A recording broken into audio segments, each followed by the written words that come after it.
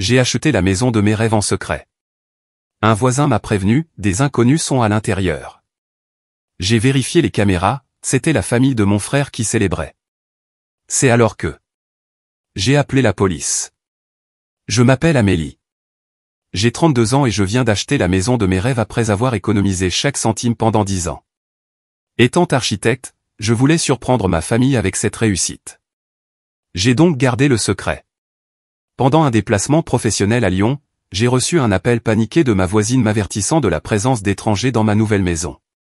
Le cœur battant, j'ai vérifié les caméras de sécurité pour découvrir mon frère Antoine, sa femme et leurs enfants se promenant dans mes pièces. Ce que j'ai entendu ensuite m'a glacé le sang. En tant qu'architecte spécialisé en éco-habitat résidentiel, mes journées tournent autour de la conception de maisons durables pour des clients qui veulent réduire leur empreinte carbone sans sacrifier le confort. Je me spécialise dans la rénovation de propriétés anciennes avec des solutions modernes à haute efficacité énergétique tout en préservant leur charme d'origine. Ma passion pour les espaces de vie durables a commencé à l'université, mais ma famille ne l'a jamais vraiment comprise. Ils voyaient cela comme une carrière peu pratique comparée à quelque chose de stable comme la finance ou la médecine.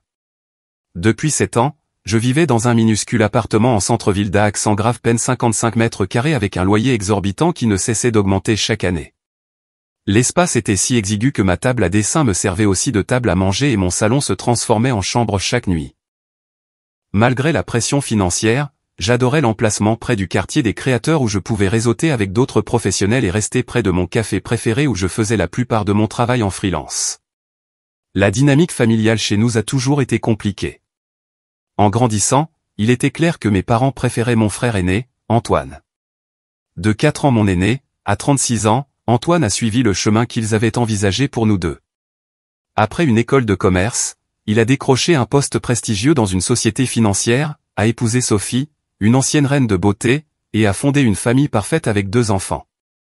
Chaque réunion de famille se transformait inévitablement en une vitrine des réussites d'Antoine et Sophie, mes parents rayonnant de fierté. Leur spacieuse maison de banlieue, leurs voitures de luxe et leurs vacances annuelles dans des destinations exotiques étaient des sujets de conversation fréquents. Pendant ce temps, mon choix de poursuivre l'architecture était accueilli avec des regards inquiets et des questions sur la sécurité de l'emploi et le potentiel de revenus. Antoine ne manquait jamais une occasion de dénigrer mes choix de carrière. Lors de notre dernier dîner de famille, il y a tout juste 3 mois, il s'était ouvertement moqué de ma profession en passant la purée. « Tu dessines toujours des petites maisons pour gagner ta vie, Amé ?» avait-il demandé avec ce sourire condescendant qu'il me réservait. « Tu sais, si jamais tu veux gagner de l'argent réel, je pourrais te trouver un poste de débutant dans mon entreprise. Rien que les avantages sociaux seraient meilleurs que tout ce que tu gagnes actuellement. » Nos parents avaient ri d'un air approbateur tandis que je forçais un sourire et changeais de sujet. Ce dîner fut le moment où je décidai de ne parler à personne de mes projets d'achat de maison. Leur mépris pour ma carrière et mes choix de vie avait assez duré, et je voulais une seule chose qui soit purement à moi, non souillée par leur jugement. Les enfants d'Antoine et Sophie, Théo et Léa, âgés de 8 et 5 ans, étaient une autre source de tension. Gâtés à l'extrême, ils traitaient mon appartement comme un terrain de jeu chaque fois qu'ils venaient, touchant à mon coûteux matériel de dessin et perturbant mon chaos organisé. Sophie regardait avec un sourire passif, disant parfois « les enfants sont des enfants » quand j'essayais d'établir des limites. Ma recherche de maison a commencé il y a 6 mois. Chaque week-end, je rencontrais Manon, mon agente immobilière, pour visiter des propriétés. Plus de 30 maisons plus tard, rien ne convenait. Soit l'emplacement était mauvais, soit la structure nécessitait plus de travaux que mon budget ne le permettait, soit l'efficacité énergétique serait impossible à améliorer. Manon a commencé à plaisanter en disant que j'étais la cliente la plus difficile avec laquelle elle ait jamais travaillé. Mais je savais ce que je voulais. Si j'allais m'engager dans un prêt immobilier sur 30 ans, la maison devait être parfaite. Puis, un dimanche pluvieux, Manon a appelé avec de l'excitation dans la voix. Une maison de maître venait d'arriver sur le marché à la Croix-Rousse, un quartier historique connu pour ses rues bordées d'arbres et sa communauté soudée. Le propriétaire précédent, un professeur âgé, avait déjà effectué d'importantes mises à jour des systèmes électriques et de plomberie tout en maintenant l'intégrité architecturale. Dès que j'ai franchi la porte d'entrée, j'ai su que c'était la bonne. La maison avait 4 chambres, 2 salles de bain et une salle d'eau, une cuisine spacieuse avec un coin repas, et de grandes fenêtres qui inondaient les pièces de lumière naturelle. Le jardin arrière comprenait des chênes matures, un petit potager et suffisamment d'espace pour potentiellement ajouter un atelier où je pourrais travailler de chez moi. Le propriétaire précédent avait même installé des panneaux solaires sur le toit orienté au sud, ce qui correspondait à mon mode de vie durable. Ce qui m'a vraiment convaincu, c'est le siège de fenêtre dans la chambre principale. En grandissant, j'avais toujours rêvé d'avoir un coin douillet où je pourrais lire et dessiner, en regardant les saisons changer à l'extérieur. Cette fenêtre donnait sur un érable japonais qui deviendrait rouge vif en automne. Je pouvais déjà m'imaginer assise là avec une tasse de thé, travaillant sur mes dessins tout en regardant les gouttes de pluie danser sur les feuilles. Cette maison représentait tout ce pourquoi j'avais travaillé. Ce n'était pas seulement un investissement financier, mais un symbole de mon indépendance et de ma réussite personnelle. Malgré ce que pensait ma famille, j'avais bâti une carrière et une clientèle solide. Le fait que je puisse me permettre cette maison par mes propres moyens était la validation ultime. Pour une fois dans ma vie, je n'allais pas laisser Antoine ou mes parents diminuer cette réussite. Manon s'est avérée être plus qu'une simple agente immobilière pendant le processus d'achat. Elle est devenue ma confidente et ma supportrice, comprenant exactement pourquoi garder cet achat secret de ma famille signifiait tant pour moi. Lorsque j'ai exprimé mes inquiétudes concernant la demande de prêt immobilier, elle m'a présenté à Marc, un courtier en prêts immobiliers spécialisé dans les prêts pour les professionnels indépendants comme moi. Le processus de demande de prêt a été angoissant. En tant qu'architecte indépendante avec des revenus variables, j'ai dû fournir les déclarations de revenus des 3 dernières années, des comptes de résultats, des contrats clients et des preuves de projets en cours. Marc m'a prévenu que les prêteurs examinaient plus attentivement les demandeurs indépendants, ce qui signifiait des formalités administratives supplémentaires et des justifications pour chaque dépôt et retrait sur mes comptes. Il y a eu des moments où j'ai craint que le prêt ne soit pas accordé. Un expert en souscription a remis en question un dépôt important sur mon compte d'épargne, qui était en fait le paiement d'un grand projet commercial que j'avais terminé 6 mois plus tôt. J'ai passé des heures à rassembler des documents supplémentaires pour expliquer mes schémas de revenus et mes dépenses professionnelles. Le stress a causé plusieurs nuits blanches, mais Marc m'a rassuré en me disant que mon excellent score de crédit et l'important apport que j'avais économisé joueraient en ma faveur.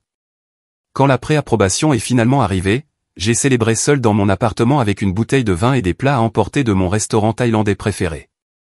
L'approbation était pour 350 000 €, ce qui, combiné à mon apport de 100 000 €, mettait la maison de maître à ma portée.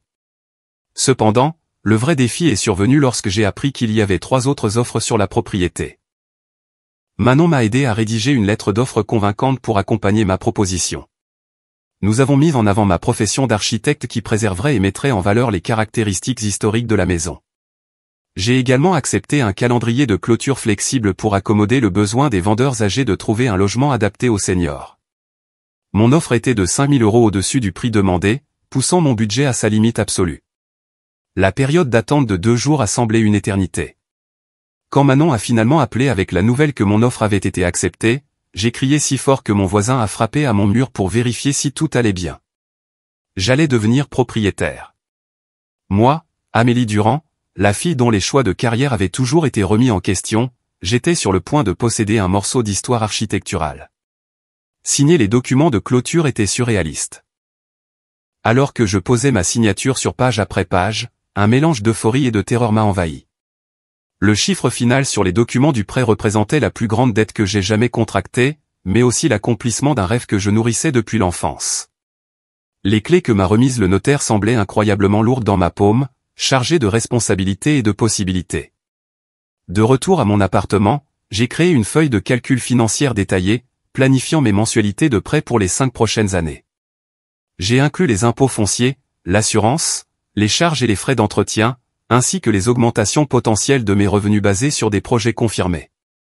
Les chiffres étaient serrés, surtout pour la première année, mais gérables.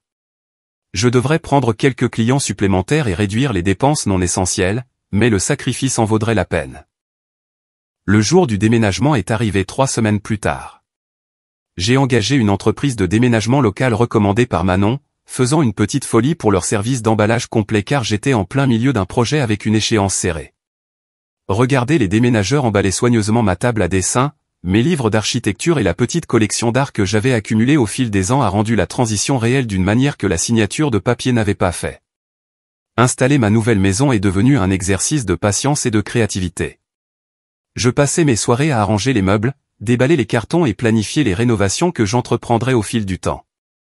Ma première priorité était de créer mon bureau à domicile dans la plus petite des 4 chambres, où la lumière naturelle des fenêtres orientées à l'est serait parfaite pour mon travail de dessin. La deuxième plus grande chambre est devenue une chambre d'amis, bien que je n'ai pas de projets immédiats d'inviter ma famille à y séjourner. La sécurité était une préoccupation majeure en vivant seul dans un nouveau quartier. J'ai investi dans un système complet avec 6 caméras extérieures et 4 intérieures, toutes connectées à une application sur mon téléphone qui permettait une surveillance en temps réel de n'importe où. Le système comprenait des capteurs de portes et de fenêtres, des détecteurs de mouvement et une ligne directe vers une société de sécurité. L'installation a pris une journée entière, mais la tranquillité d'esprit valait chaque centime. Dès ma première semaine, j'ai rencontré Martine, ma voisine d'un accent grave côté, une professeure de littérature à la retraite d'environ 65 ans. Elle m'a apporté une tarte aux pommes faite maison et m'a offert une mine d'informations sur le quartier. Martine vivait dans sa maison depuis plus de 30 ans et connaissait chaque famille du pâté de maison, leurs histoires et même les noms de leurs animaux de compagnie. Son mari était décédé 5 ans plus tôt, et elle semblait reconnaissante d'avoir de la nouvelle compagnie. Le propriétaire précédent de votre maison, le professeur Dubois, était un ami cher, m'a dit Martine, autour d'un thé dans ma salle à manger à peine meublée. Il serait heureux de savoir qu'une autre intellectuelle s'est installée. Ce quartier a toujours attiré les éducateurs et les créatifs. Martine a souligné des détails importants sur le quartier qu'aucun agent immobilier ne mentionnerait, les meilleurs jours pour la collecte des ordures, quels arbres voisins perdraient le plus de feuilles en automne, et quels voisins pourraient être curieux. Elle a spécifiquement mentionné M. Garnier, de l'autre côté de la rue, un veuf de 70 ans, qui était réservé mais remarquait tout. Richard Garnier surveille la rue comme un faucon depuis sa fenêtre de devant, a expliqué Martine. Certains trouvent ça intrusif, mais je considère ça comme de la sécurité gratuite. Rien ne se passe dans ce pâté de maison sans que Richard ne le remarque. En m'installant, j'ai commencé à personnaliser les espaces extérieurs. J'ai planté des fleurs le long de l'allée avant et commencé un potager dans le jardin arrière. Le travail physique de creuser la terre et d'arranger les plantes offrait une pause bienvenue par rapport à la précision requise dans mon travail d'architecte. Il y avait quelque chose de profondément satisfaisant à créer une beauté qui évoluerait avec les saisons. À l'intérieur, je me suis offert quelques meubles clés que j'avais toujours voulu mais que je n'avais jamais pu faire entrer dans mon appartement. La pièce maîtresse était un piano droit ancien pour le salon. J'avais joué pendant mon enfance et à l'université, mais j'avais abandonné lorsque la vie en appartement l'avait rendu impossible. Trouver ce magnifique piano en acajou lors d'une vente de succession m'a semblé être un heureux hasard, et le faire accorder par un professionnel a été mon cadeau à moi-même. À la fin du premier mois, la maison commençait à me sembler mienne. Mes vêtements remplissaient le placard de la chambre principale. Mes livres de cuisine s'alignaient sur les étagères de la cuisine, et ma collection de maquettes architecturales décorait les bibliothèques intégrées du salon. J'avais repeint la chambre principale et la salle de bain en vert sauge apaisant, un projet qui a pris tout un week-end mais a transformé les espaces. J'ai commencé à planifier une pendaison de crémaillère où je révélerais enfin ma nouvelle maison à mes amis, mes collègues, et oui, finalement à ma famille. La liste des invités, le menu et même la playlist étaient méticuleusement planifiés. Je voulais que tout soit parfait quand je montrerais enfin ma réussite au monde. Je ne savais pas que ma révélation soigneusement orchestrée serait détournée de la manière la plus inattendue et la plus blessante. Le lundi matin qui a tout changé a commencé comme n'importe quel autre. Je prenais mon café dans ma nouvelle cuisine, examinant les notes d'un client pour la journée quand mon téléphone a sonné. C'était Jacques, mon patron, au cabinet d'architecture où je travaillais sur de plus grands projets tout en maintenant ma pratique privée. « Amélie, nous avons un problème avec le projet de Lyon », a dit Jacques, sans préambule. Le client menace de se retirer si nous ne répondons pas immédiatement à ses préoccupations. J'ai besoin que tu prennes un avion aujourd'hui. Mon cœur s'est serré. Le projet de Lyon était un complexe d'appartements durables à grande échelle en développement depuis plus d'1 an. Le perdre serait catastrophique pour le cabinet et affecterait certainement ma position. Mais j'avais prévu ma pendaison de crémaillère pour le week-end suivant avec des invitations déjà envoyées à 20 amis et collègues. Combien de temps devrais-je rester, ai-je demandé, réorganisant déjà mentalement mon emploi du temps. 3 jours minimum, a répondu Jacques.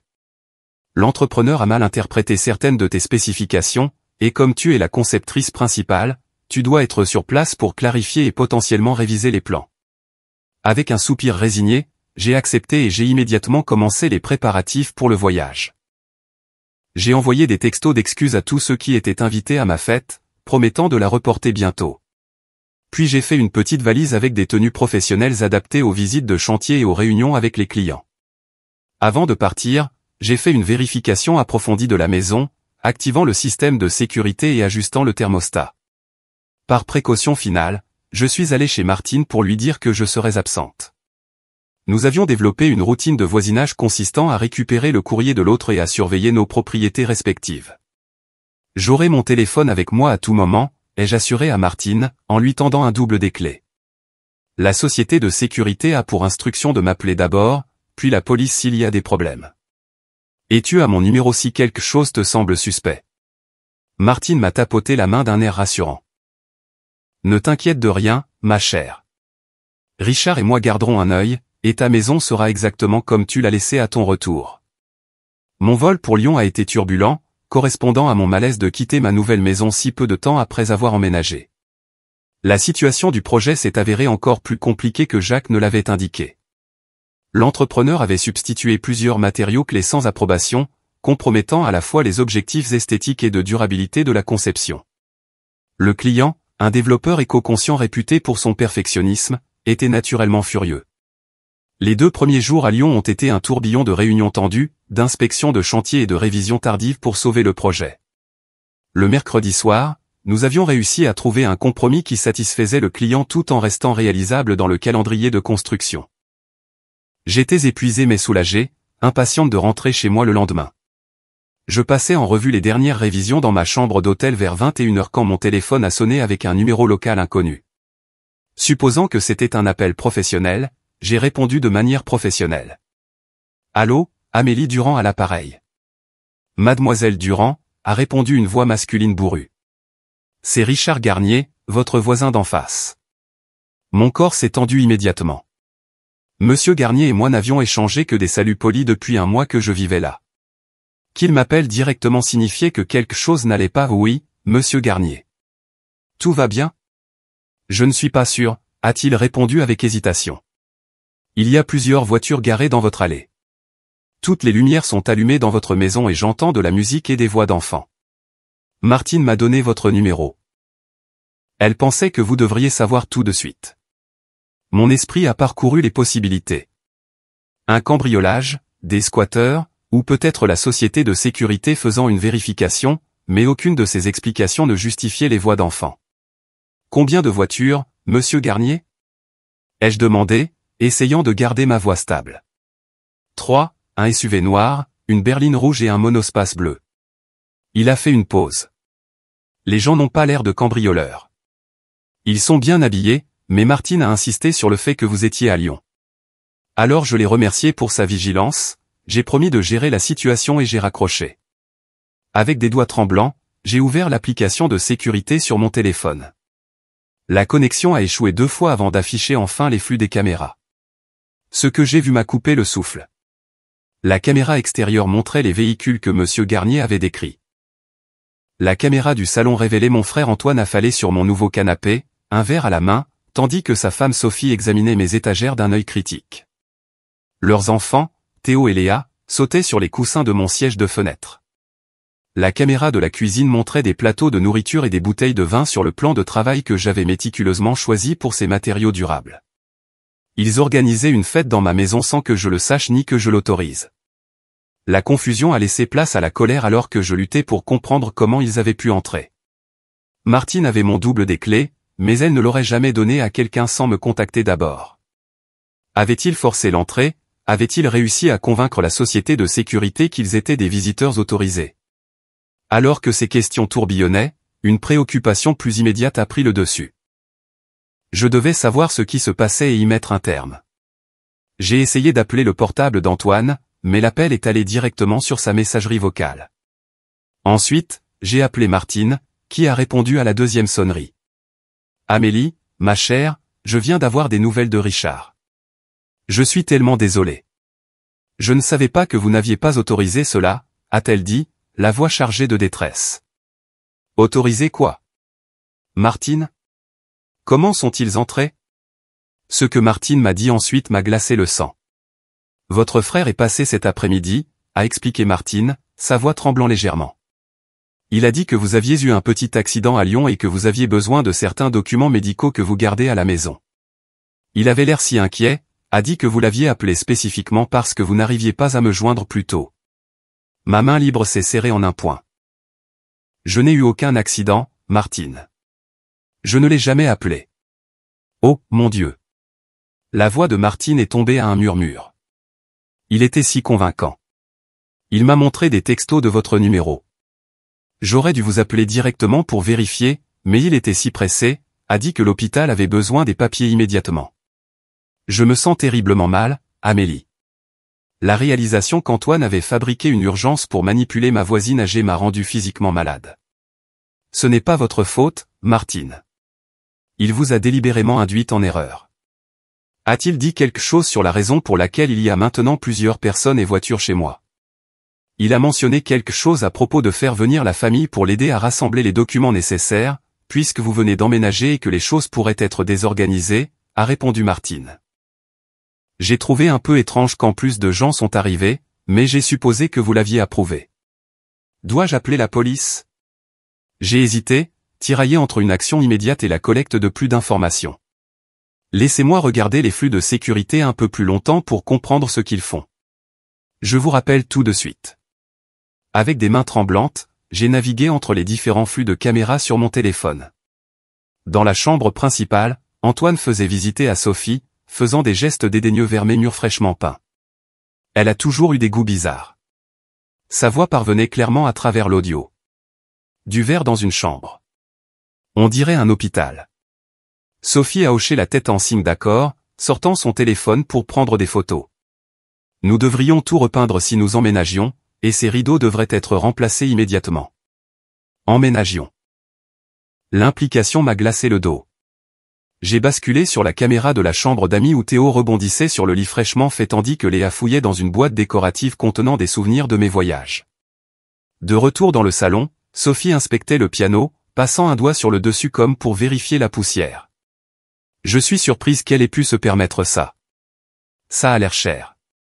Probablement d'occasion, a répondu Antoine avec dédain. Je ne peux pas imaginer comment elle se paie cette maison avec un salaire d'architecte. Le prêt doit l'écraser. Je suis passé au flux de la cuisine où Antoine et Sophie se tenaient maintenant plus près l'un de l'autre, parlant à voix basse. J'ai augmenté le volume au maximum. Je n'arrive toujours pas à croire qu'elle ait acheté une maison sans le dire à personne, a dit Sophie, sirotant un verre de vin que j'ai reconnu comme faisant partie du service que mes anciens collègues m'avaient offert en cadeau de départ. Tes parents le savent. Antoine a secoué la tête. Non, et je n'arrive pas à comprendre comment elle a réussi financièrement. Soit elle est noyée sous les dettes, soit il y a quelque chose qu'elle ne nous dit pas. Sophie s'est appuyée contre mon nouveau plan de travail en quartz, un regard calculateur sur son visage. Peut-être qu'elle a un petit ami riche que nous ne connaissons pas. Ou peut-être qu'elle a reçu un héritage qu'elle a gardé secret. Quoi qu'il en soit, a répondu Antoine, elle essaie clairement de se montrer supérieure à la famille. Acheter une maison dans ce quartier, c'est bien au-dessus de ses moyens.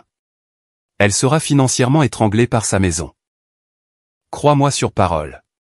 Le mépris désinvolte de ma perspicacité financière m'a piqué, mais ce qui a suivi était pire. Nous devrions lui proposer de l'aider, a suggéré Sophie avec un sourire qui n'atteignait pas ses yeux. Nous pourrions proposer d'emménager ensemble pour partager les frais. La maison est certainement assez grande pour nous tous, et ce serait une amélioration par rapport à notre logement. Antoine a hoché lentement la tête, se ralliant à l'idée. Ou nous pourrions lui proposer de la lui racheter. Nous pourrions présenter ça comme si on lui rendait service, en lui enlevant ce fardeau des épaules. Je parie qu'on pourrait l'obtenir en dessous de la valeur du marché si on choisit le bon moment, quand la pression financière commencera à se faire sentir. Je me suis senti physiquement malade en les écoutant comploter. Ce n'était pas de simples rêveries, mais une stratégie calculée pour profiter de ce qu'ils percevaient comme ma vulnérabilité financière. La trahison m'a profondément blessé, confirmant chaque soupçon que j'avais sur le peu de respect que ma famille avait pour moi. Le flux de la caméra a montré Antoine se déplaçant vers la 4e chambre, que j'avais aménagée en bureau. Il a commencé à ouvrir des tiroirs et à fouiller dans les papiers sur mon bureau. Cette invasion de ma vie privée a déclenché une nouvelle vague d'indignation. Il a sorti des dossiers contenant mes documents de la maison, les papiers du prêt immobilier et les plans de conception pour de futures rénovations. Jackpot, a-t-il marmonné, étalant les papiers sur mon bureau. Voyons voir exactement dans quoi la petite sœur s'est embarquée. Sophie la rejoint, tous deux se penchant sur mes informations financières privées. Leurs expressions sont passées de la curiosité à la surprise en examinant les documents du prêt. Elle a mis 100 000 € d'apport. Antoine semblait incrédule. Où a-t-elle trouvé autant d'argent? Peut-être qu'elle a vraiment reçu un héritage, a suggéré Sophie. Du côté de ta mère, peut-être cette tante qui est décédée l'année dernière. Grande-tante Hélène. Elle a tout laissé à des œuvres de charité, a répondu Antoine, parcourant toujours les documents. Ça n'a aucun sens. Son entreprise ne peut pas générer ce genre de revenus. Le dédain dans sa voix reflétait des années à me sous-estimer, à considérer ma carrière comme une poursuite frivole plutôt que la profession réussie qu'elle était devenue. Ce qui faisait le plus mal n'était pas qu'il soit surpris par ma réussite financière, mais que sa réaction immédiate soit la suspicion plutôt que la fierté. Alors que je regardais mon frère et sa femme envahir ma vie privée et dénigrer mes réussites, une froide résolution s'est formée en moi. Ce n'était pas seulement un malentendu ou une surprise bien intentionnée qui avait mal tourné. C'était une violation délibérée motivée par la jalousie et le manque de respect, et je n'allais pas laisser faire. J'ai continué à regarder les images de sécurité, ma colère montant à chaque minute qui passait. Antoine était passé de mon bureau au salon, téléphone à la main. La caméra l'a surpris en train de composer un numéro et de mettre l'appel sur haut-parleur. « Maman, papa, vous ne devinerez jamais où je suis en ce moment », a-t-il annoncé, sa voix portant une fausse gaieté qui m'a donné la chair de poule. « Où es-tu, mon fils ?» La voix de mon père a répondu depuis le téléphone. « Je suis dans la nouvelle maison d'Amélie. »« Oui, vous avez bien entendu. Votre fille a acheté une maison et ne l'a dit à aucun d'entre nous. » Il y a eu une pause avant que la voix de ma mère ne se fasse entendre. « Une maison? Comment a-t-elle pu se permettre une maison ?» Antoine a échangé un regard entendu avec Sophie avant de répondre. C'est la partie intéressante. J'ai trouvé les papiers. Amélie a reçu de l'argent de la grande-tante Hélène et l'a gardé secret pour nous tous. Ma mâchoire est tombée devant ce mensonge flagrant. La grande-tante Hélène était la tante de mon père, décédée il y a 3 ans. Elle avait été une philanthrope dévouée qui avait laissé son modeste patrimoine à ses causes environnementales préférées. Il n'y avait eu aucun héritage pour personne dans la famille, un fait qu'Antoine connaissait parfaitement. Quoi? La voix de mon père s'est élevée brusquement. Hélène a laissé son argent à Amélie? Ce n'est pas possible. Le notaire nous a dit que tout allait à ses fondations pour la nature. Eh bien, les documents ne mentent pas, papa, a poursuivi Antoine en douceur. On dirait qu'Amélie a reçu une somme importante qui l'a aidé à acheter cet endroit. Très belle maison, d'ailleurs, dans le quartier historique. 4 chambres, un beau jardin, récemment rénové. Je pouvais entendre l'agitation de ma mère à travers le haut-parleur. Je ne peux pas croire qu'elle nous ait caché une chose pareille. Un héritage devrait être partagé avec la famille. Qu'est-ce qu'elle nous cache d'autre? La facilité avec laquelle mon frère a fabriqué cette histoire et la promptitude de mes parents à croire le pire de moi m'ont blessé plus que je n'aurais pu l'imaginer. Antoine n'avait pas seulement envahi ma maison, mais il empoisonnait maintenant ma relation avec mes parents par des mensonges calculés. Sophie s'est jointe à la conversation, sa voix mielleuse. Nous pensions organiser une pendaison de crémaillère surprise pour Amélie à son retour de son voyage d'affaires. Pourriez-vous venir ce week-end? Nous pourrions inviter toute la famille à célébrer. Il était immédiatement clair que cette fête ne visait pas à célébrer ma réussite, mais à exposer ce qu'ils croyaient être ma tromperie et à affirmer leur contrôle sur ma propriété. Mes parents ont accepté avec empressement, discutant déjà de la manière de me confronter au sujet du supposé héritage. Après avoir terminé l'appel, Antoine et Sophie ont échangé des sourires satisfaits. Ça s'est passé parfaitement, a dit Sophie. Une fois que tout le monde saura pour la maison et l'argent qu'elle a caché, elle aura de sérieuses explications à donner. Et si elle se met sur la défensive ou essaie de nous exclure, a ajouté Antoine, ça ne fera qu'aggraver son cas. D'une manière ou d'une autre, nous pouvons nous positionner comme les membres de la famille concernée qui essaient juste de l'aider à prendre de bonnes décisions. La manipulation calculée m'a laissé sans voix. Ce n'était pas un comportement impulsif, mais un plan soigneusement construit pour me saper et potentiellement prendre le contrôle de ma nouvelle maison. Alors que je traitais cette prise de conscience, le flux de la caméra a montré Antoine découvrant le petit coffre-fort que j'avais installé dans le placard de ma chambre pour les documents importants. Je me demande quels autres secrets elle garde là-dedans, a-t-il songé en examinant la serrure. À mon horreur, il ne s'est pas contenté de regarder. Il a récupéré des outils de quelque part hors champ et a commencé à tenter de forcer l'ouverture du coffre-fort. Après plusieurs minutes de lutte, la serrure a cédé avec un craquement audible. À l'intérieur se trouvait mon titre de propriété, ma carte de sécurité sociale, mon passeport et un dossier séparé contenant les détails de mes comptes d'épargne et de mes investissements. Antoine a tout sorti, examinant chaque document de près, prenant des photos avec son téléphone.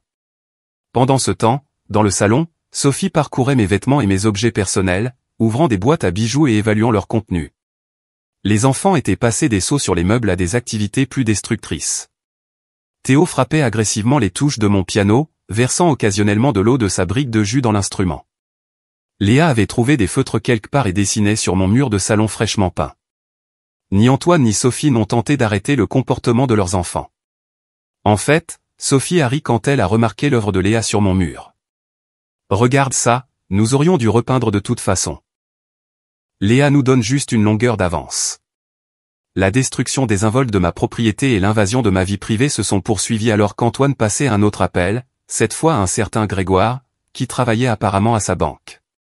Salut Grégoire, question hypothétique pour toi, a commencé Antoine. Si quelqu'un voulait transférer la propriété d'un bien à un membre de sa famille, quelle est la manière la plus simple de le faire? Oui, comme une maison, c'est ça. Et si le propriétaire d'origine pouvait être réticent, y a-t-il des moyens de faciliter ce processus? Je ne pouvais pas entendre les réponses de Grégoire, mais les questions d'Antoine dépeignaient clairement ses intentions. Il explorait activement des moyens de me prendre ma maison.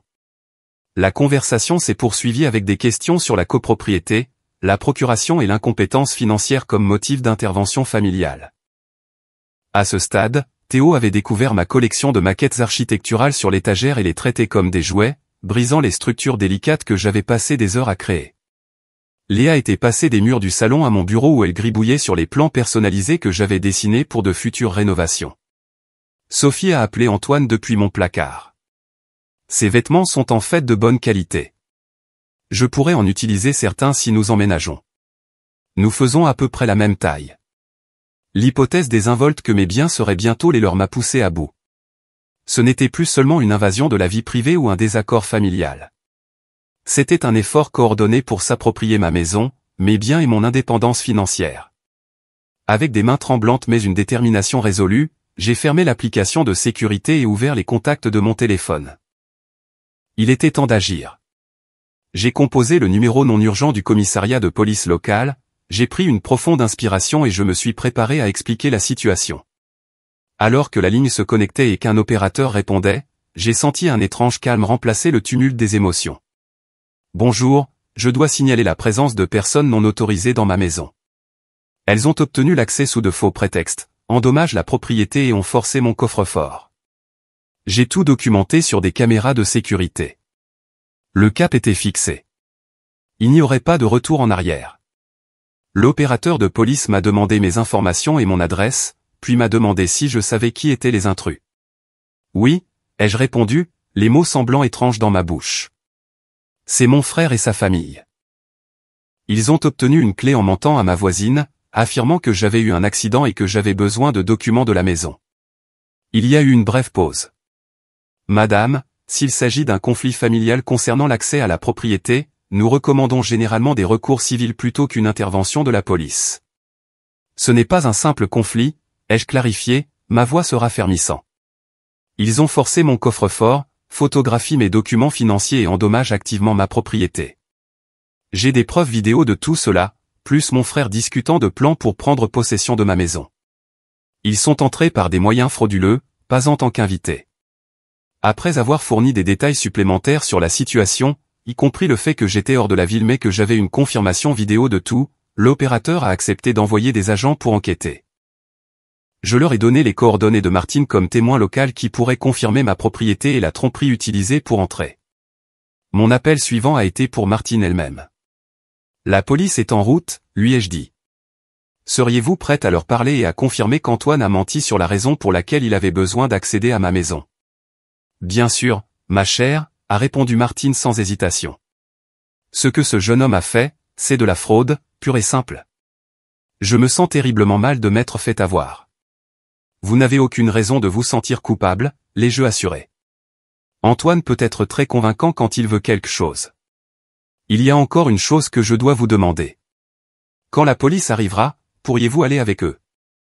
Je veux que quelqu'un de confiance soit là, et cela aiderait si vous pouviez souligner qu'aucune de ces personnes ne vit ici. Martine a accepté volontiers, et je pouvais entendre la détermination dans sa voix. Après avoir raccroché, j'ai appelé Manon, mon agente immobilière, espérant qu'elle pourrait fournir une vérification supplémentaire de ma propriété si nécessaire. C'est absolument scandaleux, s'est exclamé Manon après que je lui ai expliqué la situation.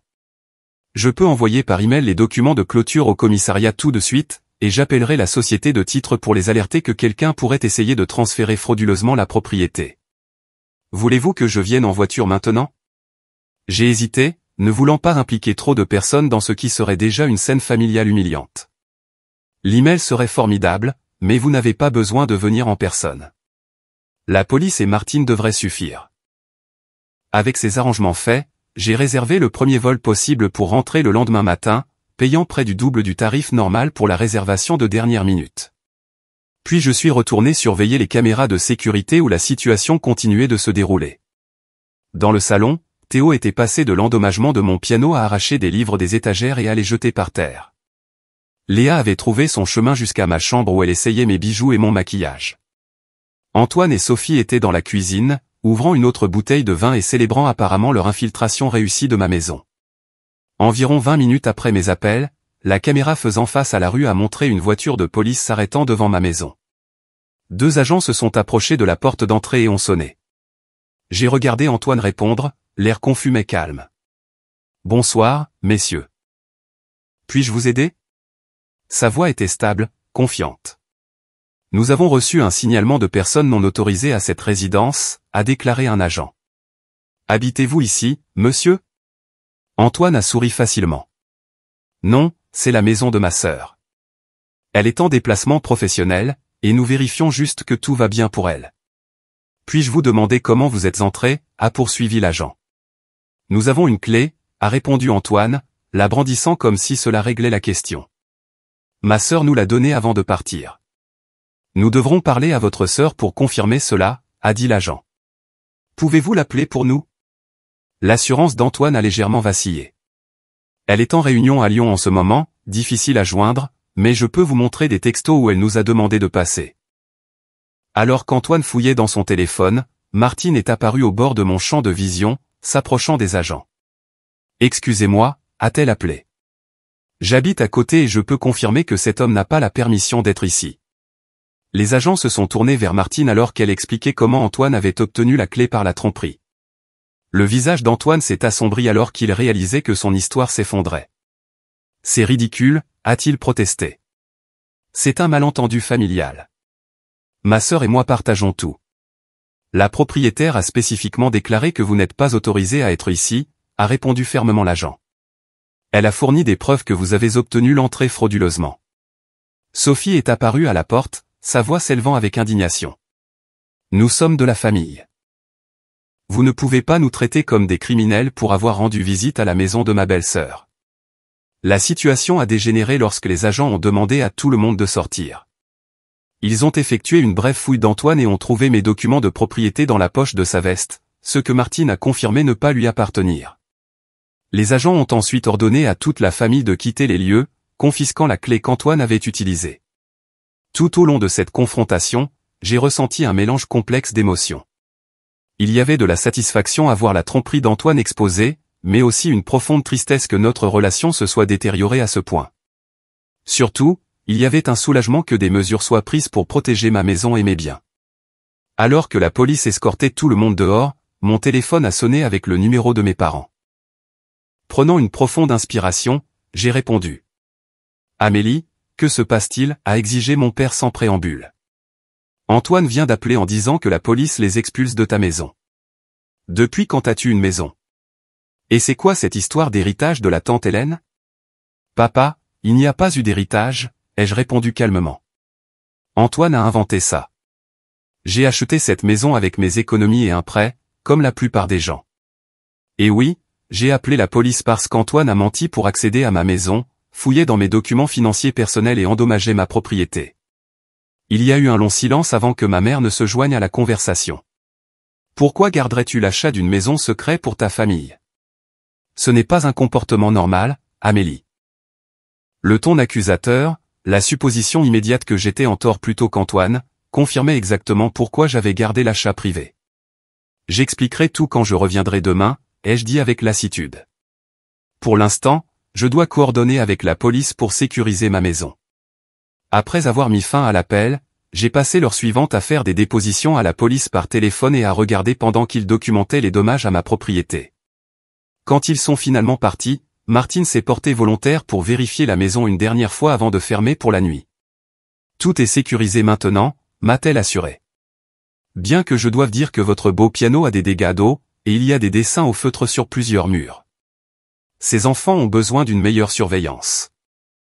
J'ai remercié Martine abondamment pour son aide et j'ai essayé de dormir quelques heures avant mon vol matinal. Mais le repos m'a échappé alors que je repassais les événements de la soirée et que je me préparais à la confrontation qui aurait inévitablement lieu à mon retour. 2 jours après l'intervention de la police, j'étais assise dans le salon de mes parents, face à toute ma famille. L'atmosphère était lourde de tension. Mes parents étaient assis rigidement sur leur canapé préféré, leurs expressions alternant entre la confusion et la désapprobation. Antoine et Sophie occupaient la causeuse, maintenant tous deux un air de victime injustement accusée. Leurs enfants avaient été envoyés jouer dans une autre pièce, loin de la conversation des adultes. « Je pense que tu nous dois à tous une explication », a commencé mon père, son ton sévère. Pas seulement à propos de la maison, mais à propos du fait d'avoir appelé la police contre ton propre frère. J'avais anticipé cette ouverture et j'étais préparé. Plutôt que de devenir défensive, je suis resté calme et direct. Je serais heureuse de tout expliquer, ai-je répondu. Premièrement, il n'y a eu aucun héritage de la tante Hélène ou de qui que ce soit d'autre. J'ai acheté ma maison par des moyens traditionnels, avec l'argent que j'ai économisé pendant 10 ans et un prêt que j'ai obtenu en fonction de mes revenus. J'ai sorti un dossier contenant des copies de mon approbation de prêt, des relevés bancaires montrant mon schéma d'épargne constant et des déclarations de revenus démontrant mes revenus croissants en tant qu'architecte. Mon entreprise est prospère depuis plusieurs années maintenant, ai-je continué. J'ai développé une spécialité dans les rénovations écologiques qui commandent des tarifs élevés. De plus, j'ai vécu bien en dessous de mes moyens, en épargnant spécifiquement pour l'achat d'une maison. Ma mère s'est penchée en avant, examinant les documents avec un froncement de sourcils. Mais pourquoi garderais-tu ça secret? La famille ne garde pas de secret comme ça. Je voulais accomplir cela selon mes propres termes, sans jugement ni interférence, ai-je expliqué. D'après ce qui s'est passé quand Antoine a découvert ma maison, mes préoccupations étaient clairement justifiées. Antoine s'est agité inconfortablement. C'est injuste. Nous étions juste surpris et inquiets que tu fasses un achat aussi important de manière impulsive. Il n'y avait rien d'impulsif là-dedans, ai-je répliqué. Et l'inquiétude n'explique pas le fait de forcer mon coffre-fort, de fouiller mes documents financiers ou de discuter des moyens de me prendre ma propriété. Mes parents semblaient confus. De quoi parles-tu? A demandé mon père. C'était le moment que j'avais préparé. J'ai sorti ma tablette et j'ai affiché des extraits sélectionnés de mes caméras de sécurité, en commençant par Antoine mentant à Martine sur mon prétendu accident. Alors que les vidéos défilaient, montrant Antoine et Sophie envahissant systématiquement ma vie privée, discutant des plans pour prendre ma maison et laissant leurs enfants endommager ma propriété, la pièce est devenue très silencieuse. La main de ma mère a couvert sa bouche sous le choc tandis que l'expression de mon père s'est durcie. Antoine et Sophie regardaient l'écran avec un malaise croissant. Quand l'extrait d'Antoine appelant nos parents et mentant sur un héritage s'est terminé, j'ai arrêté la vidéo. Il y en a plus, mais je pense que cela vous donne une image claire de ce qui s'est réellement passé. Un lourd silence a rempli la pièce. Finalement, mon père s'est tourné vers Antoine. « Est-ce que c'est vrai? As-tu menti sur un héritage pour nous monter contre Amélie ?» La façade confiante d'Antoine s'est fissurée. Ce n'est pas si simple. J'étais contrarié qu'elle ait gardé des secrets. Je pensais qu'elle devait avoir reçu de l'argent de quelque part. Alors tu as inventé une histoire au lieu de simplement me le demander, ai-je contesté. Sophie est intervenue sur la défensive. Tu dois comprendre comment ça paraissait de notre point de vue. Tu achètes soudainement une maison dans un quartier cher, complètement à l'improviste. Qu'est-ce qu'on était censé penser? Peut-être que je suis plus brillante que vous ne me l'avez accordé, ai-je suggéré. Que j'ai travaillé dur et bien géré mon argent. C'était certainement une hypothèse plus raisonnable que de fabriquer une histoire d'héritage. Ma mère a essuyé des larmes. Je ne peux pas croire ça. Vous deux, gardant des choses secrètes pour la famille. Ce n'est pas comme ça qu'on vous a élevé. Maman, ai-je dit doucement mais fermement. Je suis une adulte. Je n'ai pas besoin de la permission de la famille pour acheter une maison. Ce qu'Antoine a fait n'était pas seulement garder des secrets. C'était une effraction, une violation de la vie privée et une tentative de vol. Mon père, toujours le médiateur, a essayé de trouver un terrain d'entente. Clairement, il y a eu des malentendus des deux côtés, mais la famille devrait être capable de régler ces choses sans impliquer la police. J'ai appelé la police parce qu'Antoine a forcé mon coffre-fort et photographié mes documents financiers, lui ai-je rappelé. Il recherchait activement des moyens de transférer ma propriété à son nom. Cela allait bien au-delà d'un désaccord familial. Antoine a finalement perdu son sang-froid, s'effondrant complètement. D'accord. Oui, j'étais jaloux. Ok. Tu as toujours été l'intelligente, la créative. Pendant que je suis coincé dans un travail d'entreprise que je déteste, noyé sous les dettes en essayant de maintenir le style de vie que tout le monde attend. Quand j'ai vu ta maison, quelque chose a juste craqué. Ça aurait dû être moi qui achète la première maison de la famille, pas ma petite sœur qui dessine des images pour gagner sa vie. L'honnêteté brute était inattendue. Pour la première fois, j'ai aperçu l'insécurité sous l'extérieur arrogant de mon frère.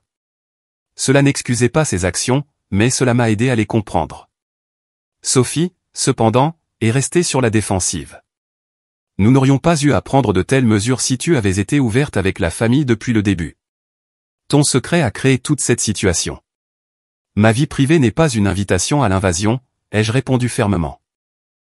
J'avais parfaitement le droit de garder mes décisions financières pour moi, et rien ne justifie ce que vous avez fait. Mes parents regardaient de part et d'autre entre nous, luttant clairement pour tout assimiler. Ma mère a finalement parlé, sa voix soumise. Antoine, ce que tu as fait était mal. Très mal. J'ai honte que tu nous aies menti et que tu aies violé la maison de ta sœur de cette manière. Antoine a baissé les yeux, incapable de croiser son regard. Mon père a hoché la tête en signe d'accord, sa défensive antérieure remplacée par une déception solennelle. Alors, où allons-nous à partir de maintenant, a demandé mon père. Comment avançons-nous en tant que famille? J'avais longuement réfléchi à cette question pendant mon vol de retour. J'ai besoin d'espace et de temps, ai-je dit honnêtement. Je ne peux pas simplement prétendre que cela ne s'est pas produit. Antoine et Sophie ont brisé ma confiance de manière fondamentale, et cela prendra du temps à reconstruire, si cela peut être reconstruit du tout. Je me suis tourné vers mes parents. Je suis prête à travailler sur notre relation, mais j'ai besoin que vous respectiez mon indépendance et mes réalisations, même quand elles ne correspondent pas à vos attentes. Fini de dénigrer ma carrière ou de remettre en question mes choix. Envers Antoine et Sophie, j'ai été plus direct. Je ne vous recevrai pas chez moi dans un avenir prévisible. Les dommages que vous avez causés, tant physiques qu'émotionnels, ont besoin de temps pour guérir. Je maintiendrai une relation avec Théo et Léa parce qu'ils sont innocents dans cette affaire, mais ce sera selon mes conditions. Antoine a semblé vouloir argumenter, mais est resté silencieux. Sophie a soufflé avec indignation, mais a également gardé le silence. Mes parents ont hoché lentement la tête, assimilant les nouvelles limites que j'avais établies. Les semaines qui ont suivi ont été une période de guérison et de réflexion intense.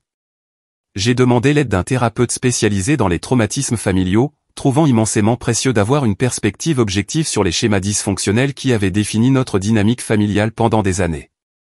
J'ai également rejoint un groupe de soutien pour les personnes confrontées à des relations familiales toxiques. Entendre les histoires des autres m'a aidé à comprendre que mes expériences n'étaient pas uniques et que l'établissement de limites saines n'était pas seulement justifié mais nécessaire pour mon bien-être. À la maison, je me suis concentré sur la réappropriation de mon espace. Le piano a nécessité des réparations coûteuses en raison des dégâts d'eau et plusieurs murs ont dû être repeints pour couvrir les dessins de Léa. Chaque réparation ressemblait à un acte de reprise de contrôle, d'effacement de la violation qui s'était produite. Je me suis jeté dans mon travail, acceptant de nouveaux projets passionnants qui mettaient mes compétences au défi et renforçaient mon identité professionnelle. Le succès et la reconnaissance que j'ai reçus ont servi de puissants rappels que mes choix de carrière étaient valides et précieux malgré le mépris de ma famille. 6 semaines après l'incident, j'ai décidé qu'il était temps de célébrer correctement ma maison, selon mes propres termes. J'ai planifié une nouvelle pendaison de crémaillère, invitant des amis, des collègues et des voisins qui m'avaient soutenu pendant cette période difficile. Mes parents figuraient sur la liste des invités après plusieurs conversations constructives sur le respect et les limites. Antoine et Sophie n'y figuraient pas. La fête a été tout ce que j'avais initialement imaginé. Martine était l'invité d'honneur, étant devenue une amie chère et une alliée. Monsieur Garnier est venu avec sa fille, et je l'ai formellement remercié pour sa vigilance cette nuit-là. Mes pairs professionnels ont admiré mes choix architecturaux et mes caractéristiques durables, validant la vision que j'avais pour l'espace.